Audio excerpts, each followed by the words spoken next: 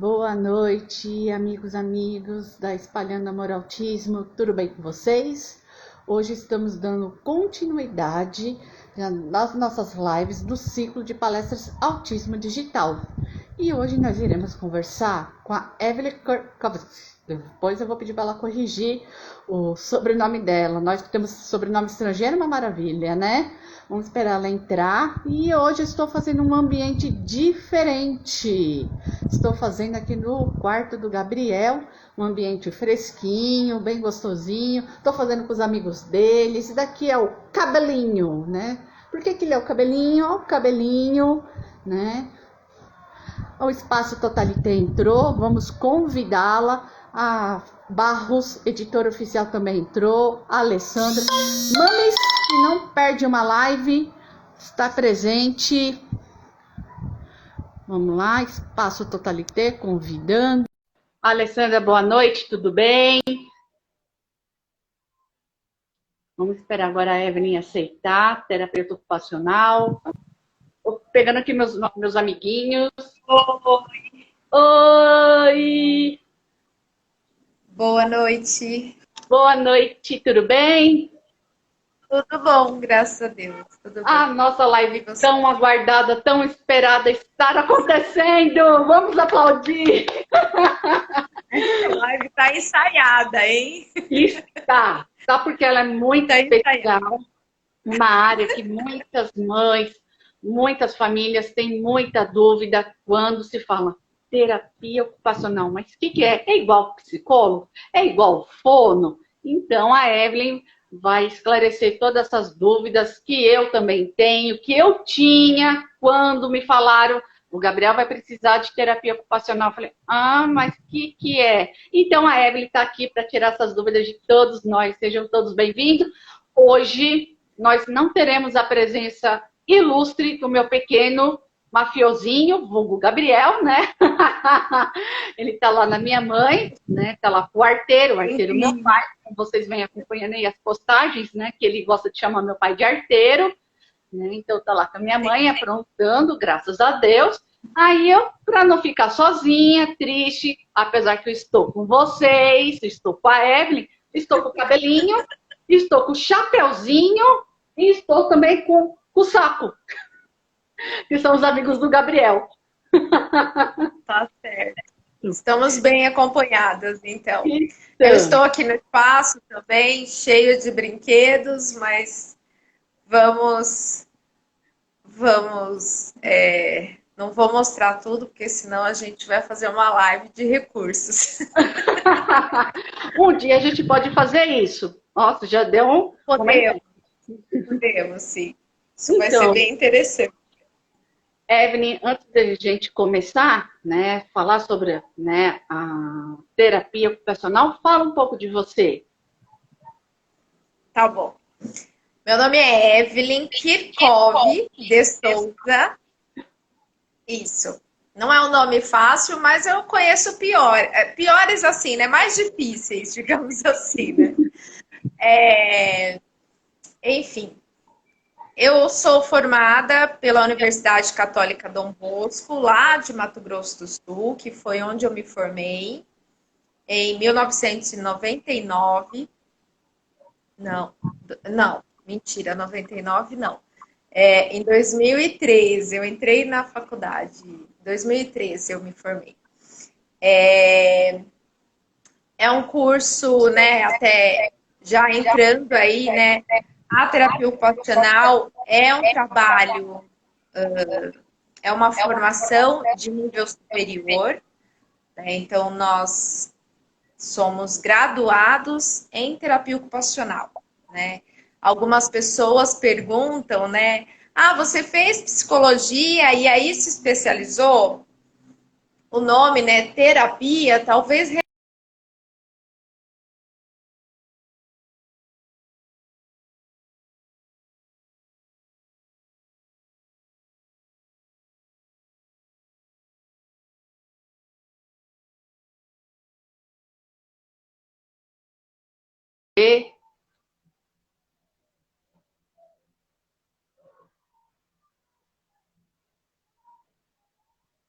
Vamos lá.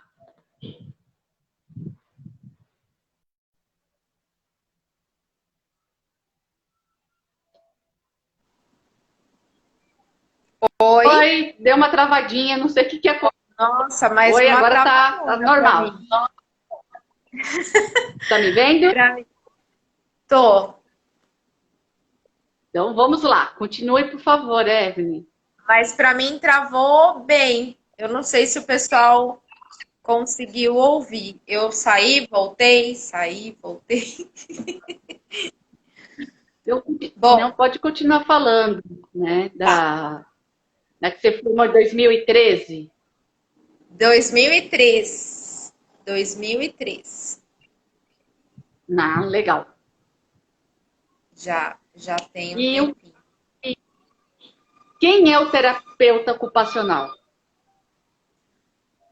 É um profissional de ensino superior, né, de graduação, aí graduado em terapia ocupacional. Então, é uma graduação específica para que a pessoa exerça a profissão, né? Ó, a Viviane tá falando que ela não ouviu nada aqui, ó. Será? Alguém não está ouvindo mais? Deixa eu escrever aqui se alguém está ouvindo. E outra coisa, Sibeli, fixa o. Ah, Será que dá para fixar o comentário? aí, vamos ver. Vamos continuar, vamos ver. Eu perguntei aqui, pode ir continuando, Evelyn. Tá. O terapeuta ocupacional é um profissional da área da saúde, mas ele permeia, né? Escrevi um negócio aqui, mas falhou. Ele permeia aí a área social e a área educacional também, né? Então, o leque de atuação de um terapeuta ocupacional é muito amplo. Tá dando eco para mim. Tá dando para mim não, para mim tá normal. Qualquer coisa eu pego o fone.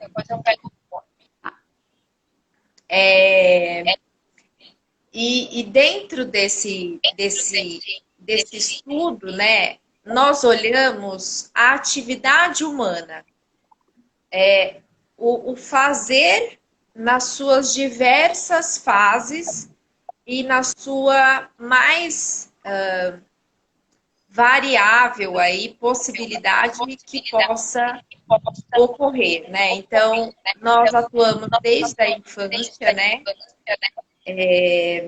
Com, com, com crianças aí, com prematuros, com crianças que a gente chama de risco, né? Risco de ter alguma alteração no desenvolvimento. Atuamos aí com crianças acima de 3 anos, 5, 7. Aí a fase escolar também é uma fase que a gente acompanha. Ó, tá dando eco. Peraí só um minutinho que eu vou pegar um fone. Tudo bem. Enquanto isso, a Evelyn for pegar um fone, se vocês tiverem alguma dúvida, pode ir encaminhando aí suas perguntas que nós iremos responder para vocês.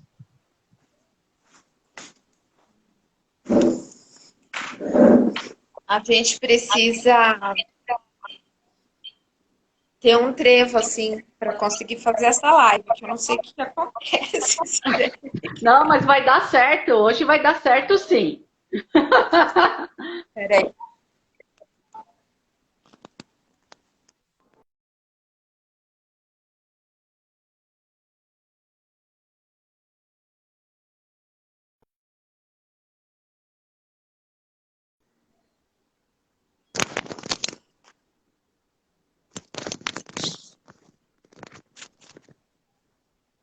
Pronto. Estão me ouvindo bem? Entrou, Ju, tudo bem? Hoje eu fui lá com sua mãe, saudade, relembrar os velhos tempos de adolescência. A gente falou da nossa idade. Tá certo. Bom, então, como eu disse, né, o TO, a gente atua com esse fazer. Então, obviamente, enquanto criança, o fazer é muito voltado aí para esse brincar, para essa exploração dos Evelyn, não tô objetos, te dos ouvindo. brinquedos. Eu vou pegar Não? um fone, porque alguém me ligou e tá com meu celular ficando com o som baixo. Eu tô te ouvindo, vou pegar um fone. Tá. Peraí. O pessoal tá me ouvindo?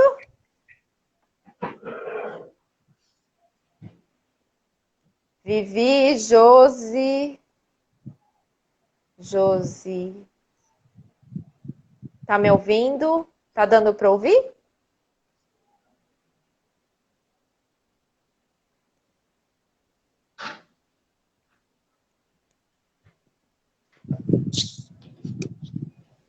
Oi, oi.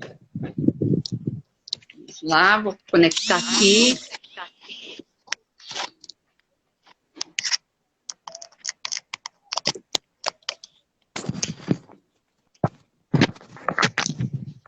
Pode falar, Evelyn. Tá bom. Tá todo mundo ouvindo aí? Ó, agora sim. Agora eu tô ouvindo, é Pessoal, porque tá ouvindo? me ligar, aí o meu telefone ele abaixa o som. Não sei se vocês fazem isso, né? Entendi. Então aí ela... Vamos lá, vamos continuar. Tá bom. Bom, então, pensando aí no repertório do fazer de uma criança, ele é voltado com um olhar muito grande aí para o brincar, né? Para o repertório de brincadeiras que uma criança vivencia. Obviamente que se é uma criança que está em fase e idade escolar, os contextos aí, eu sempre enfatizo isso, né? Uma vez numa visita escolar, uma coordenadora perguntou, né? Você trabalha os aspectos pedagógicos, né?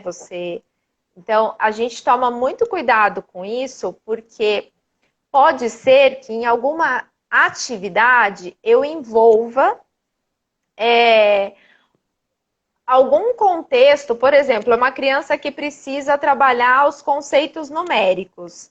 Então, em alguma atividade, eu vou trazer esse contexto para que a gente consiga reforçar isso. O meu objetivo principal não necessariamente é esse, mas eu sei que é uma criança que tem uma dificuldade, talvez, nesse aspecto, e aí eu posso, dentro daquela atividade, porque ela está brincando, ela está envolvida num outro sentido, então ela talvez consiga aprender ou reforçar um aprendizado que ela já está vivenciando na escola. Então, o terapeuta ocupacional é um parceiro desse processo de aprendizado. Mais uma coisa que nós trabalhamos muito forte, né, é a questão da coordenação motora fina, né, da motricidade, do caminho da letra, né, que é muitas vezes um desafio para muitas crianças que têm aí um atraso no desenvolvimento. Então, a forma de pegar no lápis, o uso de tesouras. E uma das coisas que o terapeuta ocupacional visa, né, nós fazemos desde a faculdade, a gente é treinado para. Eu não gosto do termo treino, mas, enfim, nós trabalhamos muito o raciocínio em cima da atividade e quem é o sujeito que está realizando aquela atividade. Então, nós fazemos uma análise da atividade pensando na pessoa que vai realizar aquela atividade. Então, em muitas situações, né, a gente precisa se colocar no lugar daquela pessoa para entender qual é a dificuldade que ela está apresentando e aí conseguir propor. Então, não a gente fala muito isso, não tem uma receita de bolo, né? Porque cada sujeito, cada pessoa vai se apresentar de uma forma. Hoje, graças a Deus, né, cada vez mais a gente fala na CIF, que a gente foge aí desse modelo médico que fala só de doença e de incapacidade, mas a gente fala de habilidades e funcionalidades. Eu posso dizer, e falando aí do tema, né, que é a questão do TEA, né, da pessoa com autismo, Se eu digo que a pessoa tem autismo, eu não disse quase nada sobre ela, né? Porque existem N possibilidades dessa pessoa se apresentar, se configurar como autista, né? Então, entender quem é essa pessoa, como ela desempenha as atividades do seu cotidiano, é uma coisa que a gente estuda de forma assim, muito intensa, né? Então, a gente olha o desenvolvimento humano, estudamos aí, sim, muitas patologias, né? Muitas doenças, para entender, obviamente, a configuração de alguma delas. Mas uma coisa que a gente aprende a entender é a dificuldade, entender a atividade e a dificuldade que a pessoa está apresentando na realização daquela atividade, porque cada um é um. A Barros está falando, deixa eu triangular essa entrevista. Pode falar, pode comentar algo aí, fica à vontade. Por Enquanto favor, isso, por favor. né, que estão comentando, por que ainda, Evelyn, é difícil de achar um terapeuta ocupacional tanto nos convênios quanto em particulares? Infelizmente, né, a graduação de terapia ocupacional é uma graduação muito complexa, né, porque nós estudamos matérias aí que envolvem a parte da fisioterapia, porque nós estudamos a parte motora, né, a cinesiologia, a anatomia, enfim, nós entendemos um pouco do funcionamento motor. Nós também temos conteúdos aí voltados, né, da parte da psicologia. Então, nós, pelo menos eu, na minha formação, eu tive quatro semestres de psicologia. Então, são coisas que a gente precisa entender, né? Uma das coisas que a gente fala muito, né? Ou pelo menos é a minha visão da terapia ocupacional, o ser humano, ele se sente muito mais, não sei qual seria a palavra, mas eu me sinto muito mais satisfeita se eu consigo perceber que a minha atuação, que o meu fazer, ele é desempenhado de uma forma harmônica, né? Então, quando a gente fala do idoso, né, que ele sai, né, dessa atividade cotidiana, ele sai desse papel aí de fazer, né, de ser uma pessoa.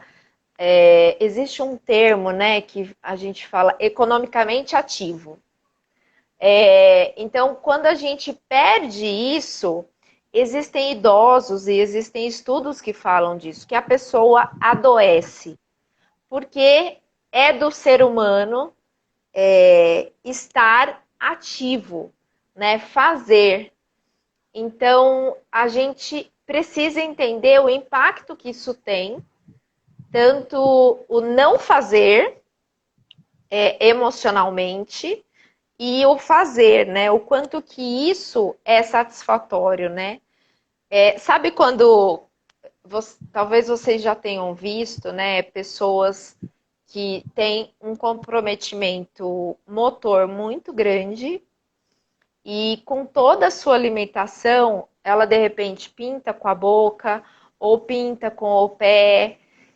A satisfação que essa pessoa tem é muito maior do que a dificuldade que ela tem para superar, né? Para ir à frente disso. Então, quando a gente olha esse ser humano se expressando na sua potencialidade máxima, isso é muito rico. Então, a minha graduação, a faculdade onde eu me formei, ela fechou. Eu acredito, Cibele, que é muito caro manter um curso de terapia ocupacional. Existiam propostas aí de que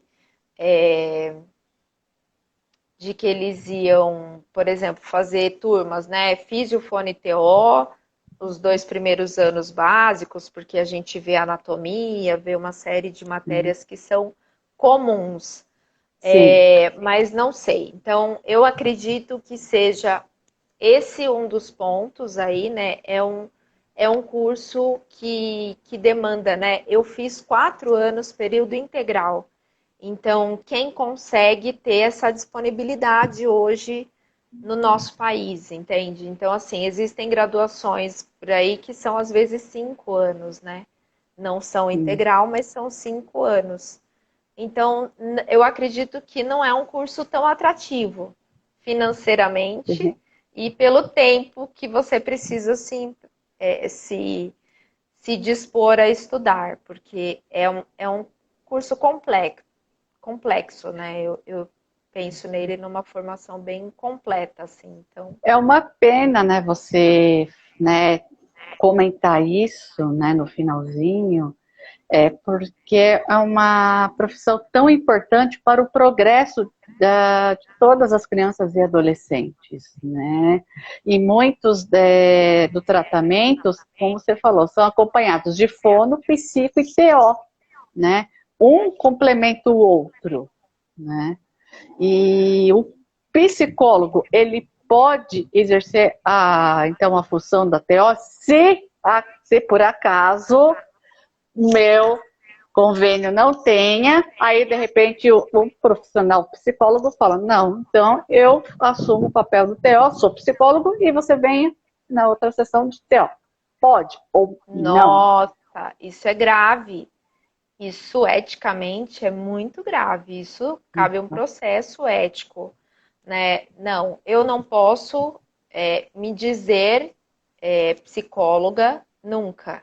Eu não sou psicóloga. É por isso que existem as equipes, né, multidisciplinares, interdisciplinares.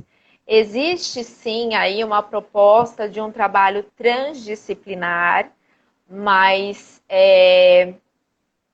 as equipes precisam ser completas, né? Nunca um profissional substituindo o outro aí.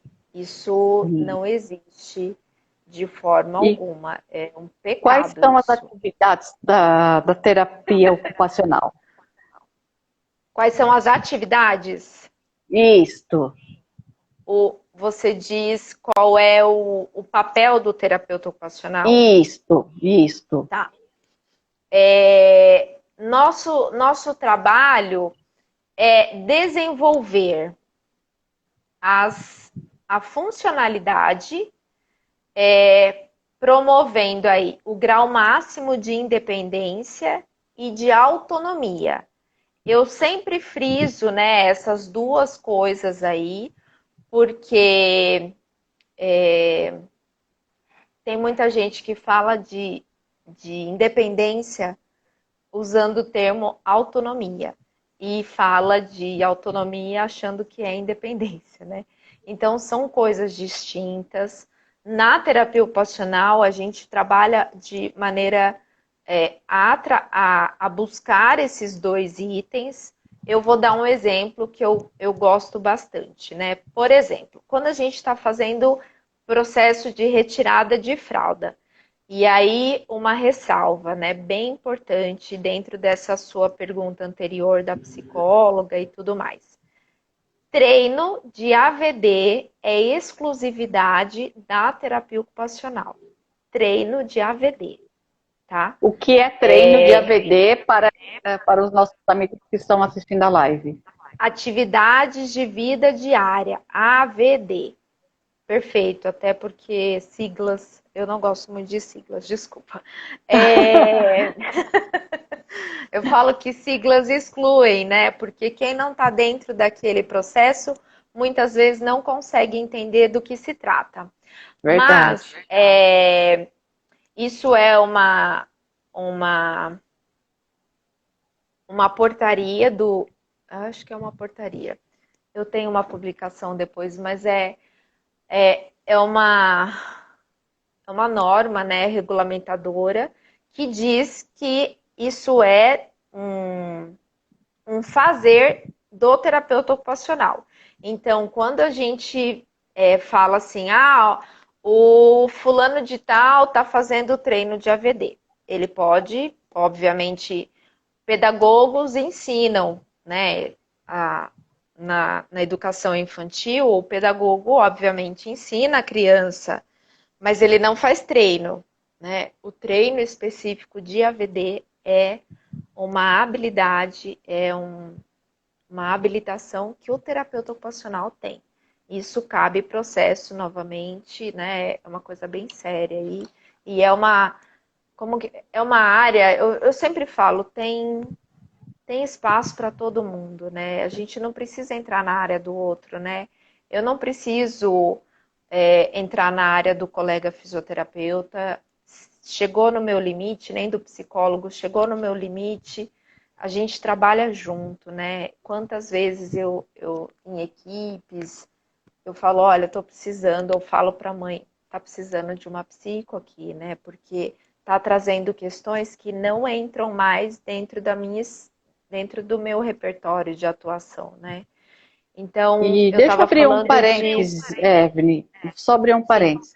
Quando o profissional, né, então, no caso, a terapeuta ocupacional, ou a fono, ou a psicóloga, necessita de uma ajuda de um outro profissional, então, no caso, quando a Evelyn comenta com a família, olha, eu preciso, no momento agora, que você, né, venha trabalhar junto com a psicóloga, eu preciso que ela faça esse trabalho. É necessário, porque como a Evelyn falou, ela tem um limite da profissão dela que ela não pode Sim. ultrapassar, né? Ela pode entender algo porque foi estudado, mas ela não pode ultrapassar.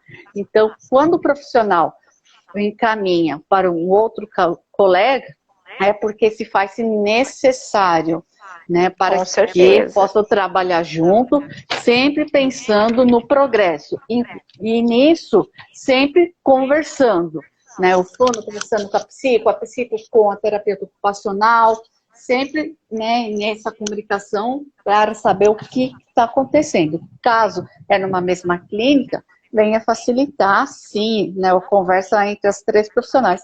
Caso aconteça ser numa uma clínica diferente, duas profissionais em uma, a outra profissional em outra clínica, vamos manter um contato, mãe, pai, né, vai passando as informações para os profissionais, porque elas precisam para que a criança tenha o progresso. Pode continuar. Não, e é fundamental isso, né? Porque acontece muito, né? Às vezes a gente trabalha alguma coisa na sessão e a criança nem sempre vai apresentar isso aqui. Ela pode apresentar na outra, isso acontece dos dois lados, né? No outro atendimento, ela pode falar de alguma coisa que você estava trabalhando ali. Então, se os dois estão se comunicando, né? Se os dois, assim, se os dois profissionais, né? Se os profissionais envolvidos estão, né, tendo essa troca, né? Alinhando aí as linhas de conduta, né? Porque cada um na sua área de atuação específica, mas com um olhar comum dentro da necessidade da criança, né? Dentro da necessidade daquele sujeito. Então, isso é muito importante.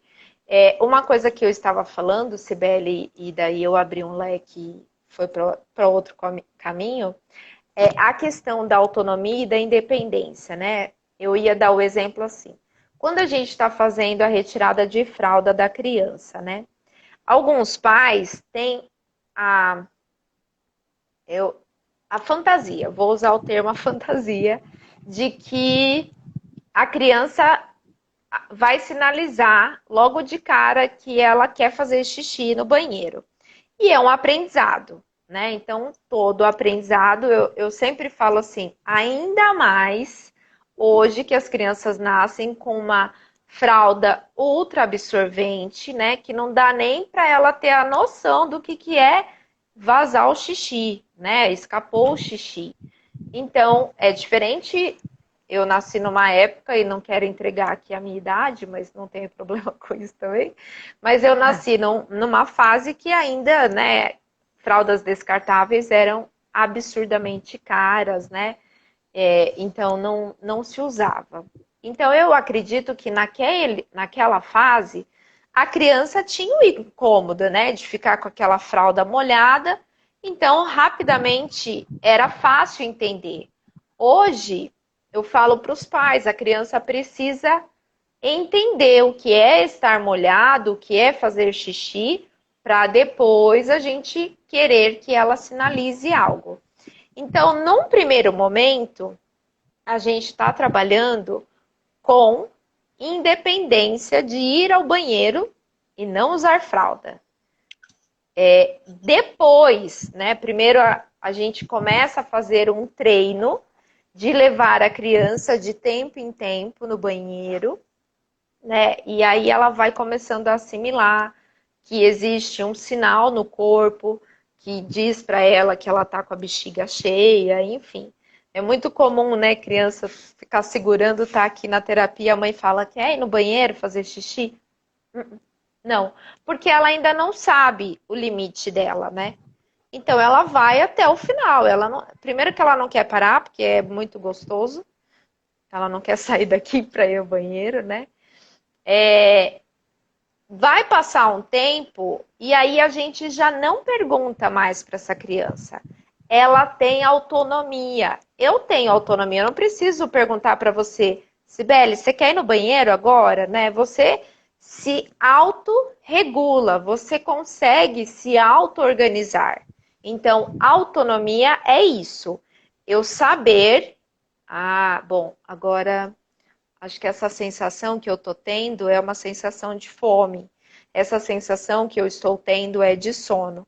É essa capacidade que eu tenho de me autogerenciar. E a independência é a capacidade que eu tenho. Bom, eu estou com fome e eu vou lá e vou preparar o meu alimento. Então, independência e autonomia são coisas distintas. A criança pequena, a gente trabalha para que ela ganhe muito. E desde pequena eu falo isso, né? Quanto mais cedo nós trabalharmos com esse processo de independência, mais fácil é. Então, de pequenininho, a criança tá lá, eu vou verbalizando, eu vou falando para ela, né, o que está acontecendo, antecipando as situações, pedindo que ela participe, né, vou tirar a roupinha, então, vai, puxa o bracinho para a mamãe, puxa. E a criança, ela tá quando a gente fala de grau máximo de independência, é isso.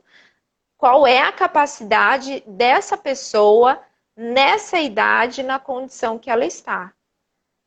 Ele já consegue, né, ficar em pé, ficar sentado, enfim. Então, isso vai sendo graduado e aumentado ao longo dos anos, né? Nós temos hoje uma independência diferente e uma autonomia diferente da que quando nós éramos crianças. Então, mas isso é um crescente. Às vezes a mãe fala assim, mas ele não sabe. Então, quando chega, né, lá por volta dos 3 anos, quer fazer o processo de retirada de fralda, e aí fala assim, mas ele não tira a roupa sozinho. Então, era uma coisa que a gente tinha que ter trabalhado anteriormente, porque eu espero que quando a gente iniciar o processo de retirada de fralda, essa criança já esteja tirando ou participando de forma muito ativa nesse contexto todo. Então, atividades de vida diária, alimentação, higiene e vestuário, treino dessas atividades, é um repertório da terapia ocupacional com um enfoque muito grande na independência e na autonomia. Basicamente. Olha, muito isso. bem explicado, então tirou muitas dúvidas. Tirou todas as e aí, né, e aí se a gente pensa, né? Existe um outro leque que a gente chama de AVPs, tem gente que chama de AIVPs, que são as atividades instrumentais de vida prática. E o que seria isso, né?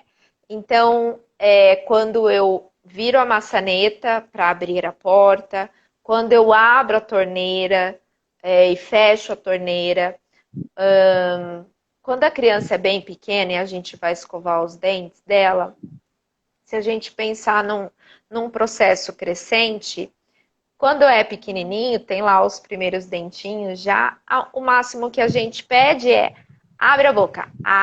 E a criança está participando ativamente, certo? Sim. Num outro passo, essa criança segura a escovinha e vai lá. E um pouco mais para frente, como ela observou todo o processo, eu quero que ela abra e coloque a pasta na escova dela. Então, isso é atividade. Abrir, né, e colocar a pasta, isso é independência numa atividade de vida prática, que também, né, o abrir, que envolve uma atividade que é a higiene de vida diária. Então, elas estão bem muito legal. interlaçadas, né, enfim. Se a gente pensar no apontador, né, a criança pode saber ler e escrever e não necessariamente conseguir, ou se eu pensar numa limitação motora, conseguir fazer o movimento de apontar o lápis. Mas não é por isso que ela não vai ser alfabetizada, que, enfim, isso é um plus, né? Isso envolve outras questões, uso de transporte, outras coisas tantas aí. E qual que é a importância, Evelyn, da terapia ocupacional no autismo? Eu acho que é de extrema importância, né? Eu não sei, deixa eu só conferir aqui. Tem uma pergunta que você acho que colocou. Quem precisa de terapia ocupacional, não é? Deixa eu ver aqui, pera lá. Mas enfim, no autismo, né, de novo aí, eu entendo que é uma pessoa que tem uma alteração no desenvolvimento e vai depender, obviamente, aí de quem é essa pessoa, né, que teve esse diagnóstico. Mas nosso olhar, com certeza, nessas questões aí de independência, novamente, né, de autonomia, porque entende-se que grande parte das pessoas com autismo, né, com TEA, tem uma grande dificuldade nas relações sociais, e isso, obviamente, vai ter impacto na sua capacidade de participação nas atividades, isso pensando lá na frente, numa vida adulta, ou mesmo na vida escolar. E aí eu preciso entender se essas dificuldades são de ordem sensoriais, eu posso sim, e a grande maioria dos autistas, né, apresentam aí uma dificuldade nas questões sensoriais. Então, o terapeuta ocupacional também é o profissional que trabalha com a integração sensorial, que é uma abordagem, né? Ela não nasceu, né? A integração sensorial, ela não se inicia aí voltada para o autismo, né? Ela começa num primeiro momento voltada para pessoas com dificuldade na aprendizagem, então crianças que tinham um prejuízo aí no aprendizado educacional, digamos assim, né, na escola. Depois ela tem um olhar muito grande para as crianças com questões de atraso neurológico, né? E aí eu vou englobar as questões da paralisia cerebral, né? Essas questões um pouco mais motoras, né? E num próximo passo se percebe esse impacto. Eu acho que é tudo muito casado, né? Porque teve um avanço muito grande aí dos diagnósticos de autismo e, obviamente, que os profissionais, como você disse, né? Se são poucos TOs, aqueles que trabalhavam com a parte motora começaram a ser também requisitados no tratamento com autismo, né?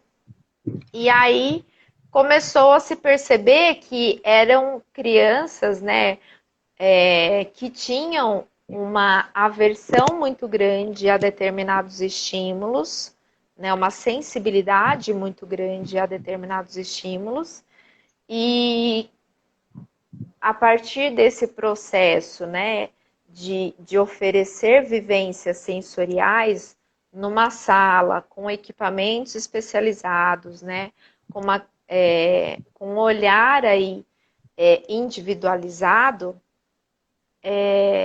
começou a se perceber que existia uma resposta bem significativa, né? Então, a terapia ocupacional, eu acredito que tem um trabalho muito linkado com essa questão das atividades de vida diária, né, que muitas vezes estão prejudicadas também na pessoa com autismo, na criança com autismo. E, paralelo a isso, muitas delas, não posso afirmar que são todas, mas porque também não conheço, mas assim, muitas delas têm uma alteração sensorial importante. Ou a gente chama de hiporresponsivas ou hiperresponsivas, né? Então, a hiporresponsiva é aquela que você oferece muito estímulo e a criança demora para responder. Então, um exemplo assim, né? Crianças que caem, batem, mas não choram. Ou tem que ser uma queda muito feia para a criança chorar.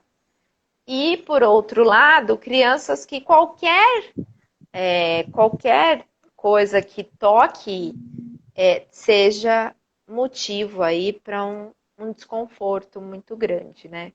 Eu estou usando o termo criança, mas nós sabemos hoje de pessoas que têm um diagnóstico tardio, né? Adultos que levaram uma vida se sentindo fora, né? Ou tendo que se adaptar a muitas situações e que tiveram aí um diagnóstico tardio.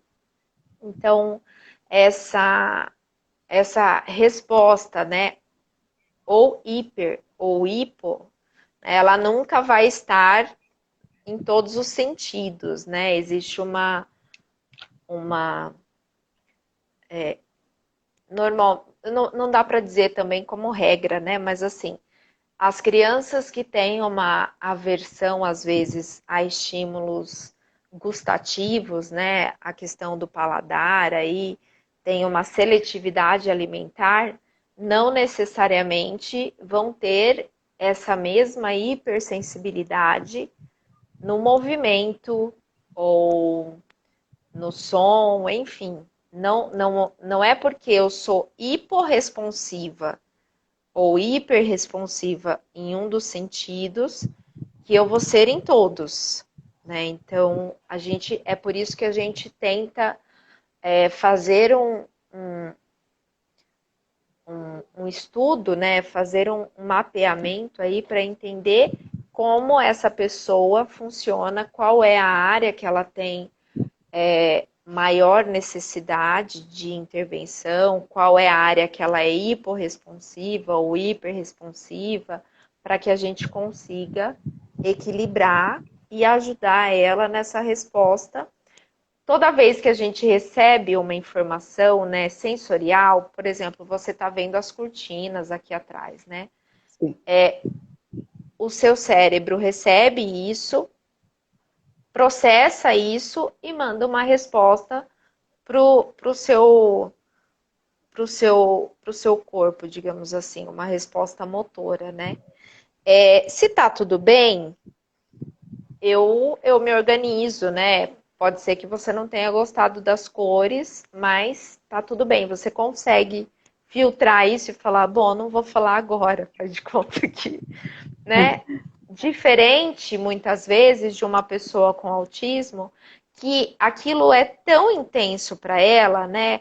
Ou o movimento, ou às vezes o vento, né? Alguma coisa pode ser tão intensa a forma como o cérebro recebe essa informação e ela não consegue ter essa resposta adaptativa para dar uma resposta motora adequada, né? Que seria essa... Tá tudo bem, daqui a pouco a live acaba e eu não vou precisar mais olhar para essa cor. O autista, né, a pessoa com TEA, ela não consegue fazer esse caminho, né? Então, eu posso, de repente, começar a me agitar, ou eu posso começar, né, a ter uma estereotipia vocal, enfim. Então, existe algumas situações sensoriais desencadeiam as outras questões comportamentais, digamos assim.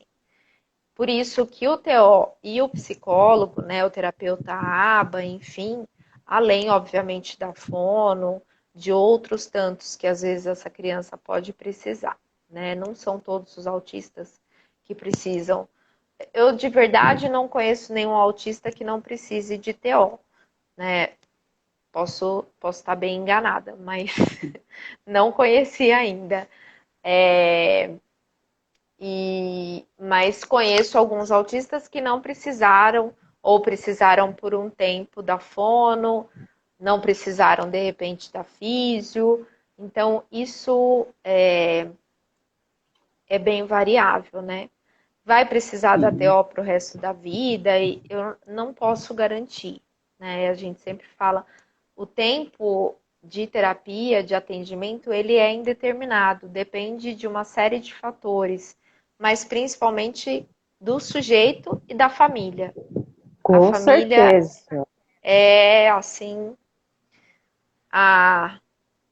acho que a peça principal, né? O terapeuta,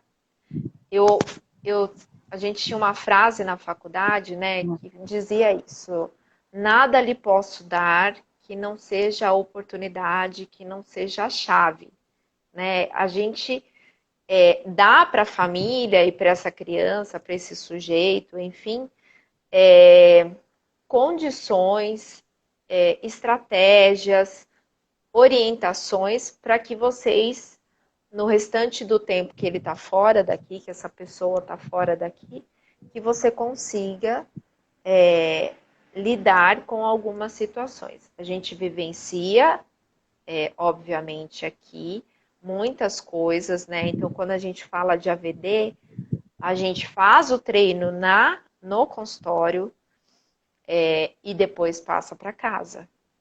Porque ele está na terapia, mas ele não é terapia. Tem muita mãe que fala, posso deixar aqui? Porque não é aqui que a vida dele acontece, né? E eu sempre falo isso, aqui é um ambiente totalmente manipulado, digamos assim, né? Foi pensado, foi estruturado, mas a vida real lá fora é diferente. Então a gente precisa que a família saiba lidar com essas situações, que essa criança comece a vivenciar isso. Tem uma situação, Cibele, e depois eu vou ficar quieta. Vou deixar você perguntar. Tem uma situação que acontece. Você está dando uma aula. Estou aproveitando para aprender muito. Não só como jornalista, mas como mãe. Eu estou adorando. E com certeza que bom. Os amigos também estão adorando aprender. Amém. Tem uma coisa que acontece com bastante frequência aqui no consultório, né? Os brinquedos para as crianças ficam todos expostos nas prateleiras. Não fica nada fechado em armário. E é comum, principalmente o primeiro atendimento, segundo atendimento, a criança, assim, ela vem, faz uma avalanche, vem tudo abaixo. E a mãe fica assim, ai meu Deus. Eu falo, calma, tá tudo bem. Tá tudo bem, isso é normal. Fica tranquila.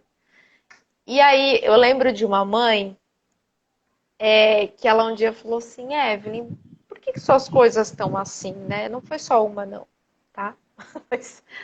Mas eu lembro de uma em especial. Ela falou, por que fica assim? Eu acho que era melhor, ela fez assim. Era melhor se tivesse tudo guardado. Eu falei, eu entendo. Seria mais fácil, bem mais fácil, se tivesse tudo fechadinho. Eu dou o que eu quero que ele brinque e guardo e tá tudo bem a sessão. Só que a vida lá fora, eu quero que essa pessoa vá no supermercado, eu quero que essa pessoa vá na padaria, que ela vá no, sei lá, na farmácia e que ela consiga estar com essa mãe. E que a mãe simplesmente diga: olha, filho, esse daqui nós não vamos mexer hoje, né? Esse daqui não pode, enfim. Então, a criança chega, o primeiro dia eu deixo aquela maravilha. E depois a gente vai construindo isso, né? Ó, esse daqui é dos maiores. O seu tá aqui. Ah, mas ele entende? Se a gente não tentar, se a gente não oferecer essa possibilidade de entendimento, eu acho que é bem pouco provável que a criança realmente entenda. Se tiver sempre tudo fechado, aí a primeira vez que eu achar tudo aberto, eu vou querer me esbaldar, né? Mas na vida as coisas não são fechadas. E nós estamos, né, oferecendo uma possibilidade para que ele entenda que existe momento, que existe hora e que existe lugar para a gente sentar e bagunçar, enfim. Então, isso é importante. Às vezes a mãe fala, ai meu Deus, vai fazer uma bagunça, não sei o quê. Eu falo, se não puder bagunçar na sala da tia Evelyn, vai poder bagunçar aonde, né? Tá tudo bem. Se a gente arrumar a bagunça, tá tudo bem. E ninguém sai daqui sem arrumar a bagunça que faz. Às vezes começa, eu falo, ai, ai, ai. Você lembra que vai ter que guardar, né? Então, a gente guarda.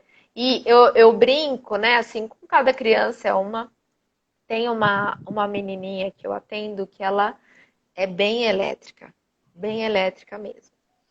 E às vezes essa suposição que a gente faz de que o outro não vai entender, né? Ou de que não vai guardar, nem nada. Então, quando eu estou guardando os brinquedos, né, na hora que está finalizando o atendimento, eu sempre faço guarda, guarda, guarda, tudo em seu lugar, guarda, guarda, guarda. Enfim, eu sei que um dia, depois de umas 2, 3 meses de atendimento, falei, ó, tocou o reloginho, é hora do quê?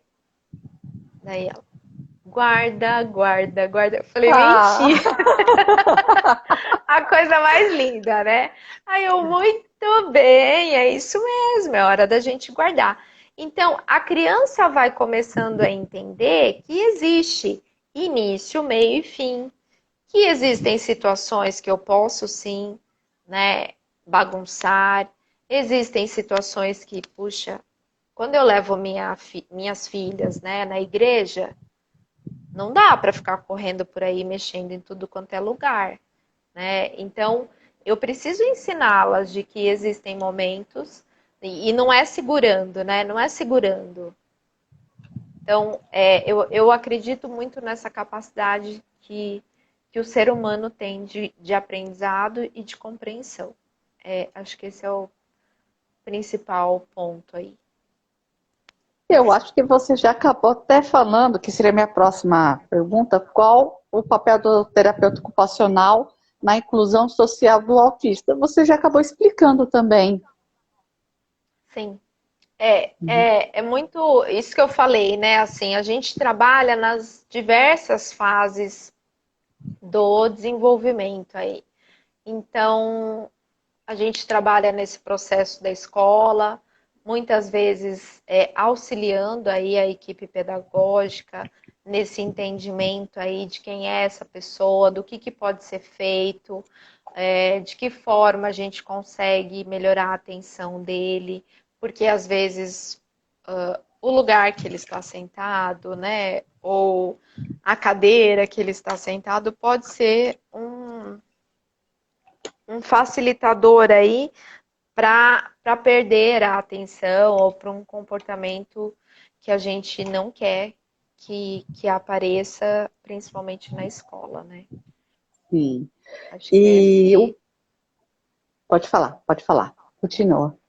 e daí depende, né? Depende da idade, depende de uma série de fatores, mas eu acredito que na inclusão, o primeiro papel aí seria na escola, e com muita sorte, né? Se a família acreditar, se houver todo um trabalho prévio, eu acredito que ele esteja e cada vez mais, né, inserido nas universidades, no mercado de trabalho, onde ele quiser. Isso eu acho fundamental, né? Eu trabalho muito isso com os jovens, né? O que você quer fazer? Isso é autonomia, né? Ah, eu quero que meu filho faça faculdade. Mas você perguntou se ele quer fazer faculdade? Porque de repente eu atendi um autista uma vez que o sonho dele era era trabalhar na Coop. Ele Olha! queria usar o uniforme da Coop. E foi um trabalho assim muito rico. Ele ficou como repositor, mas a vontade dele era usar o uniforme, sabe assim. E foi uma coisa muito bacana da gente ver realizado, enfim. Então, eu preciso entender o que esse sujeito quer. Ah, ele tem condições de entrar na faculdade, mas ele quer fazer uma faculdade. Então, entender isso e respeitar, né? Isso eu acho que é um ponto importante e que é um passo muito grande nesse processo de inclusão, né? Essa escuta. Quando eles são pequenos, eles não participam das devolutivas com a família, eles não participam do projeto terapêutico, porque eu acho que a criança ainda não tem essa maturidade. Mas quando são jovens, eu falo, né? Olha, nós estamos falando sobre a sua vida, você precisa participar, você precisa, né, entender o que está sendo decidido aqui. E não sou eu que estou dizendo, seu pai ou sua mãe. O que você quer? O que você entende que é importante nesse momento também? Então, E, eu acho que é isso. e o que a criança autista pode conquistar para a sua vida com a terapia ocupacional? Ai, difícil, né? Depende da criança, depende da família, depende de tantos fatores, Sibeli, mas assim, é difícil falar sem saber de quem você está pensando quando você Sim. fez essa pergunta. Mas assim, eu cada vez mais tenho dito, né, que os pais precisam apostar ao máximo nos filhos, né? Nessa capacidade. Eu preciso ser realista e olhar as limitações? Preciso. Mas elas não podem ser uma barreira. Então, a limitação, ela pode ser superada. A barreira é mais difícil, né? Então, quando a gente fala assim, ele não entende, mas ele não vai conseguir. A gente nem tentou. Então, eu penso que tudo que essa criança desejar, eu tenho um menino aqui que ele fala que ele quer ser biólogo. E eu acho o máximo, assim, sabe? Porque a mãe é bióloga, mas ele adora bicho. Então nós fazemos algumas investigações, eu empresto para ele fazer, você tem que achar tantos bichos e trazer para mim, a gente vai fazer uma pesquisa disso, enfim. Então, eu acho que eu não posso dizer que ele não vai ser biólogo. Tomara, e eu falo para ele, espero ir na sua formatura, né? Então, pode ser que mais para frente ele fale, ai, nada a ver, não sei por que eu queria ser isso. Como nós fizemos, né? Eu Sim, queria ser tanta coisa, né? Então, assim, eu acho que eu não posso nunca chegar para uma mãe, né, e dizer assim, ah, não vai ser. A gente precisa sim ser realista, não dá para, como que eu posso dizer assim? Se, se, se eu pegar, né, uma pessoa somente com TEA, é uma coisa. Agora, se a gente sim, pensar nas comorbidades, né, nas outras questões que podem estar associadas, então, uma deficiência intelectual, não sei, um toque, eu não sei, né? Assim, a gente precisaria entender quem é o sujeito, acho que esse é o ponto sim, principal. Mas a partir disso, né, o TEA, ter o diagnóstico de TEA é um ponto de partida, como qualquer outro diagnóstico, sim, né? A gente arregaça as mangas e trabalha em cima do que precisa ser trabalhado, né? com Não é fácil, certeza. eu imagino que não seja fácil, mas é possível. E eu acredito sempre nisso. A partir do momento que um fez, ele abre a porta para outros passarem, né? Para Sim, outros. Então, o processo de inclusão, eu acredito muito forte nessa questão, né? Se um conseguiu sim, estar na escola, nós precisamos olhar o que aconteceu, por que que esse um conseguiu estar na escola e o que nós precisamos aprender com isso e replicar. Então, eu sim. acho que é bem complexo aí, mas é bem satisfatório também. Ah, com certeza. A Gia Albuquerque, ela acabou de entrar. Boa noite, tudo bem? E agora vamos falar do hiperfoco, né, dos nossos Tá, amiguinhos, né? Os autistas, eles têm hiperfoco em determinados assuntos ou em sim. brinquedos. Como ter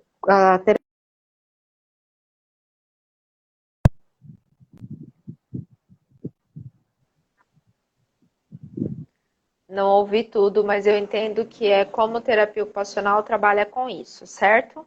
correto? Tá. É, eu acredito que seja como a maioria dos demais profissionais, né?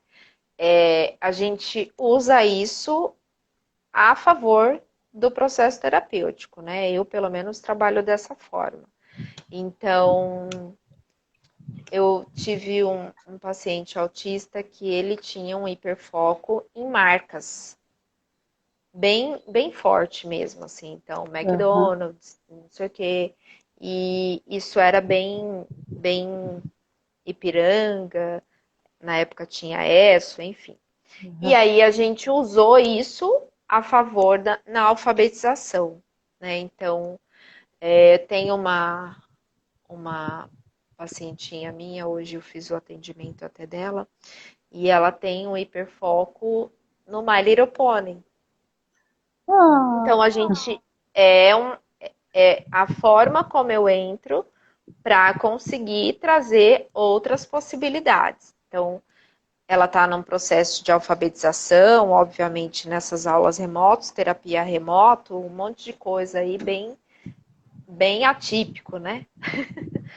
E nós fizemos todo um trabalho junto com a família para que ela tivesse uma referência de alfabeto.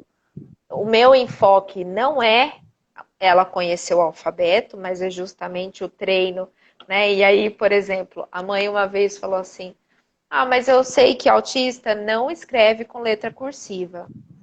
Falei, quem te falou isso, né? Eu acho muito complicado essas questões, né? Quando a gente já traz um rótulo, né? Daí eu falei para ela, eu tenho um autista aqui que eu atendo, que ele escreve letra cursiva. Ela falou, ah, você tá de brincadeira. Eu falei, não. Falei, mãe, manda a foto aí do caderno. Aí mandou a foto. Ela, nossa, eu falei, tá bom, tem que melhorar, mas a minha letra na idade dele também tinha que melhorar. E tá tudo bem, a gente vai melhorando a cada dia, né? Então, nós fizemos todo o alfabeto com ela, usando o repertório de interesse dela, o hiperfoco dela, que era a My Little Pony. Eu não conhecia nada das princesas, não sei das quantas, Princesa Luna, Princesa Pinkie Pie, e aí o pato, eu mostrava para ela o pato, eu falava, pato do quê? Como que escreve o pato? E ela ficava, igual a Pinkie Pie. Ah, e ela sabe do que eu tô falando, entendeu? Então, e aí a gente foi fazendo todo um treino, né? Então, a partir do que aquela criança tem interesse, eu consigo trazer ela para um. A gente tem algumas pessoas que tentam tirar, né? A gente só. Eu acho complicado, assim, quando a gente fala de hiperfoco, se é uma criança que está o tempo inteiro, e aí eu acho que entra um outro diagnóstico sempre. Eu tenho um pacientinho que ele tem parece que é isso, né? Mas ele tem uma coisa com linhas retas. Então ele para e fica olhando. Ou ele pega um brinquedo que é linear, e aí ele começa a dar voltas aqui no consultório para olhar aquele alinhamento. Enquanto aquilo, né, ele deu uma volta, tá tudo bem. Deu 2 voltas, só que eu não vou deixar ele 1 hora do atendimento dando volta para olhar aquilo, né? Então eu tento desconstruir, né? Tento trazer uma outra possibilidade. Se eu vejo que aquilo está muito forte, na outra sessão aquilo não aparece mais, né? Porque a gente precisa que ele consiga, né, reestruturar isso. E o que eu percebo, assim, não é algo que a criança procure, né? Não é algo que ela vem e fala, ah, eu sei que aqui. Então, a gente consegue, ainda mais dependendo da idade, a gente consegue entrar com outro repertório de possibilidades para essa criança, trazer, né, o que dá para construir com isso. Então, eu acredito que nós temos focos de interesse, né? É óbvio, eu tenho uma outra paciente que ela ainda oscila muito, né? Então, estava numa situação, daí foi para outra. Então, ela ainda está, e eu acho que isso é muito experimental, né? Eu ainda estou experimentando, e a criança faz isso.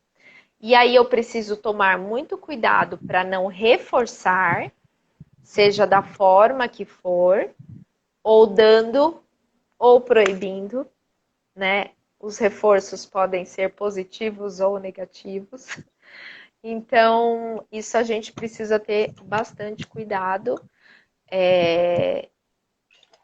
Observar, ver como a criança vai se comportar e entendendo, tentando ler, né? É uma leitura que a gente vai tentando fazer desse outro ser humano, que nem sempre é verbal, que nem sempre fala pra gente o que tá sentindo, o que tá acontecendo, o que tá querendo, e a gente vai tentando, né? São hipóteses que eu acho que é isso.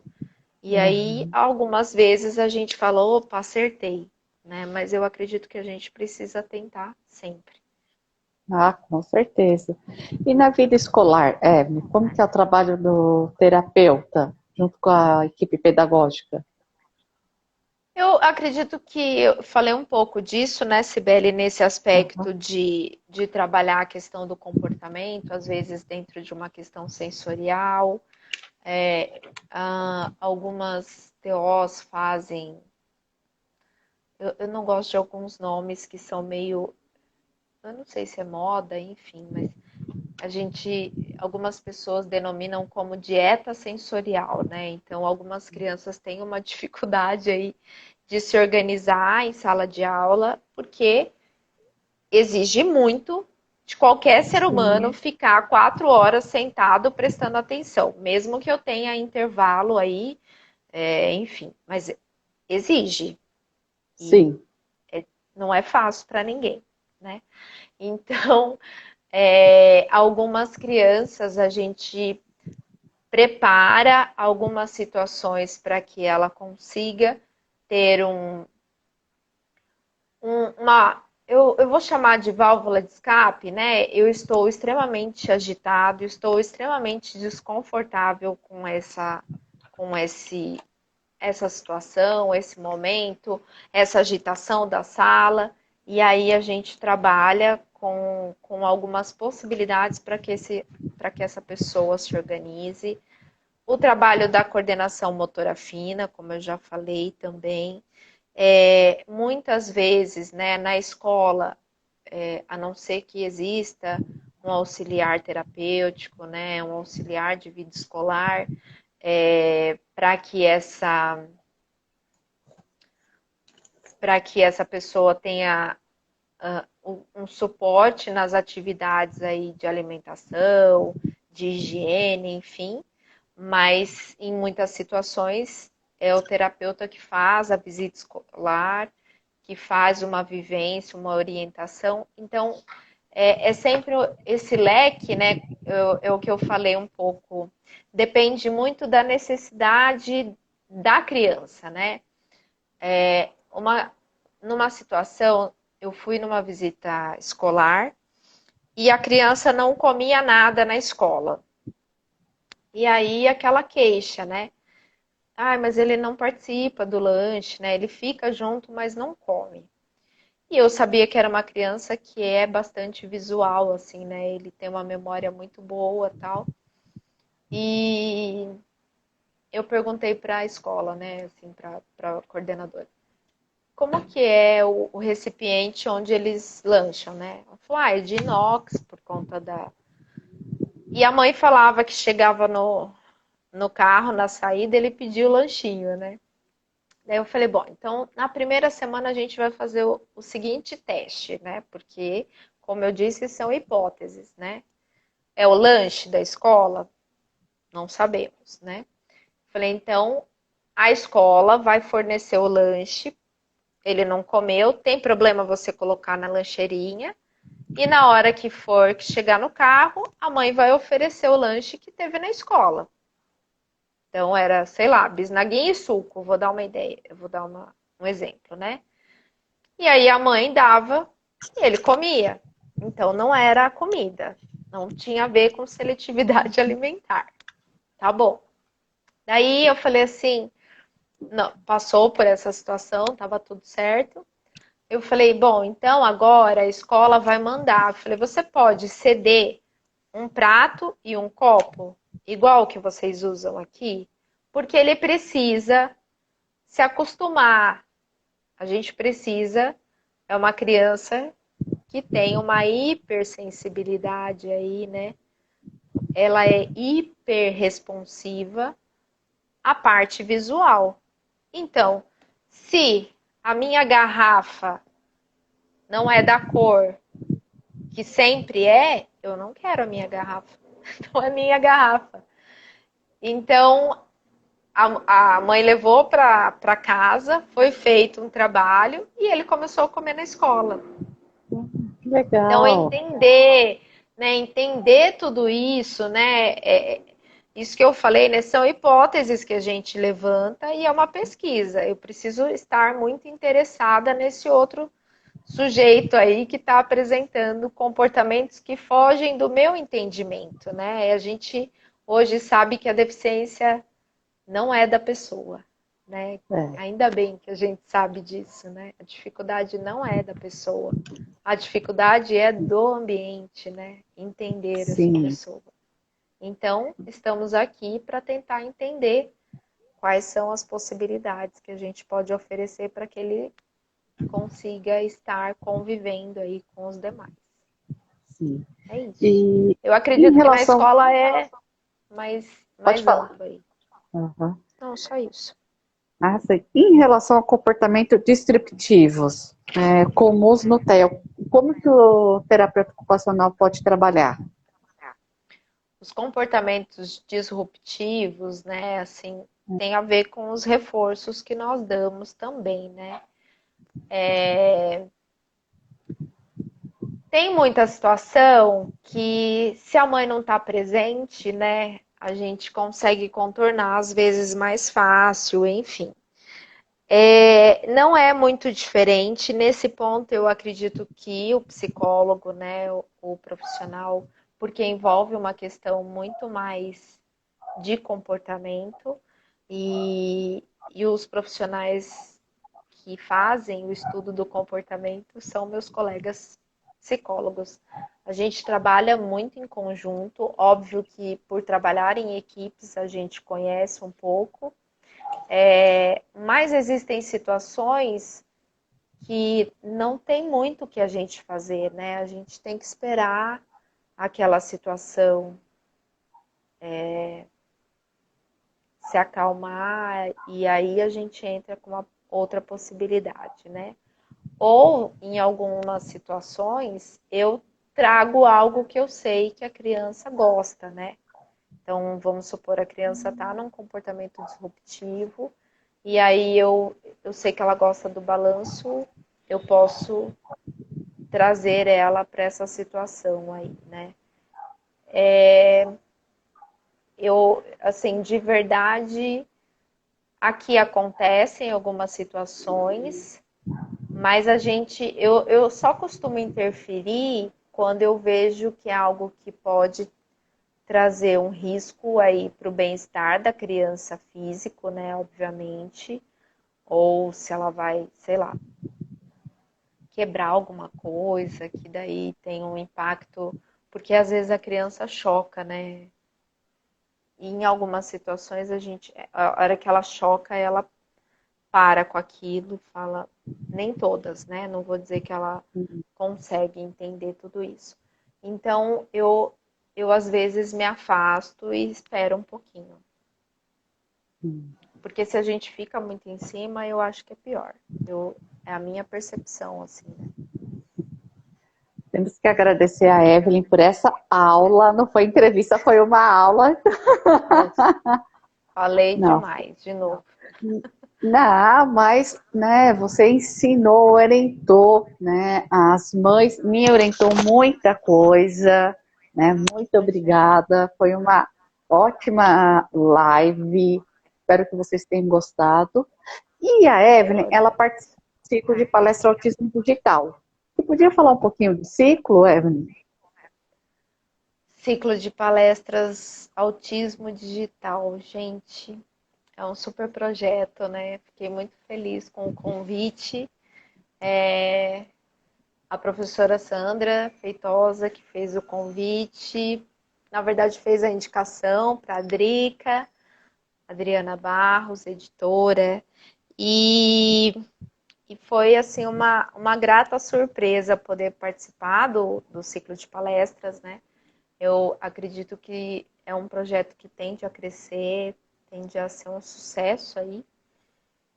Não sei se o número de pessoas que poderiam ter acesso a isso já estão sabendo disso, né? Mas acho que é importante. Tem um grupo de pessoas muito competentes, né? Muito esforçadas, pessoas bem dedicadas aí à causa,